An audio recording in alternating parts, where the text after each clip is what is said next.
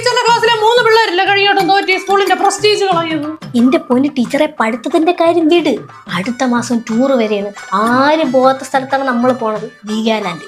അവിടെ അങ്ങോട്ട് അഴിച്ചു വിട്ടു കഴിഞ്ഞാൽ പിന്നെ എങ്ങോട്ട് പോകണമെന്ന് ആര് കണ്ടു? സ്കൂളിലൊക്കെ കിടന്ന് അറമാദിക്കായിരിക്കും. നമ്മളെ കണ്ണിൽ കിട്ടുമോ? നമുക്ക് നോക്കണ്ടേ?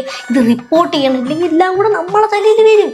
എന്റെ ടീച്ചറെ, ആ പെണ്ണിനെ പറഞ്ഞ് ഞാൻ വിലക്കാം. എന്റെ ക്ലാസ്സിലെ പെണ്ണല്ലേ, ഞാൻ പറഞ്ഞ് വിലക്കാം. ടീച്ചർ അവൻ്റെ അടുത്ത് പറ. പിന്നെ അവൻ പാടും, അവന്റെ പാട്ടും ആട്ടവും കേട്ടിട്ടായിരിക്കും അവയ്ക്ക് ഈ പ്രശ്നം. ഇന്ന് വിളിക്കും അവളെ വീട്ടിൽ. അടുത്ത ദിവസം അവളെ ക്ലാസ്സിലെ അമ്മയും അച്ഛനുമായിട്ട് വന്നാൽ മതി. ക്ലാസ്സിൽ എന്നെ കണ്ടിട്ട് കയറിയാതെ അവള്. അപ്പൊ ഞാനൊരു കാര്യം ചെയ്യാം, അവന്റെ വീട്ടിൽ പിടിച്ച് മൂട്ടി കൊടുക്കാം. ചെറുക്കനെ 2 ദിവസമൊക്കെ പിടിച്ച് വീട്ടിൽ ഇരുത്തട്ട്. ഇപ്പൊ ശല്യം തീർന്നോളൂ. അതാണ് നല്ലത്.